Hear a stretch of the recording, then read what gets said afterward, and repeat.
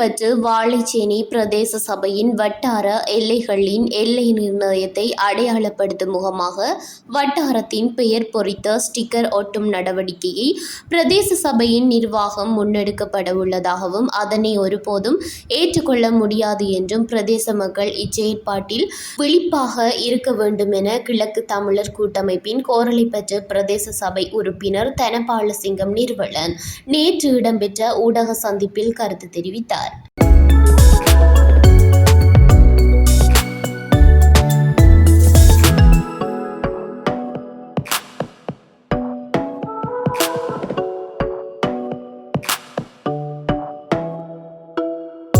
கருவாக்கேணியில் உள்ள தமது அரசியல் பணிமனையில் இவ்வூடக சந்திப்பு இடம்பெற்றது.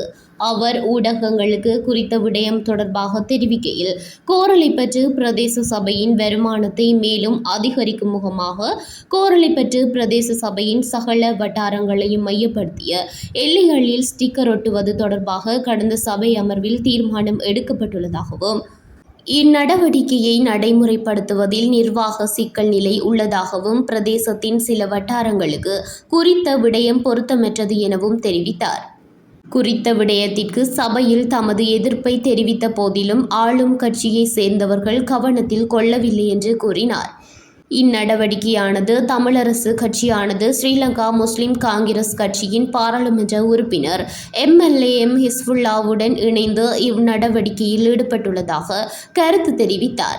இதேபோன்று வாகரை பிரதேசத்தில் காரமுனை கிராமம் தொடர்பான போலி ஆதாரங்களை கூறி குழப்பம் விளைவித்து வருகின்றார்.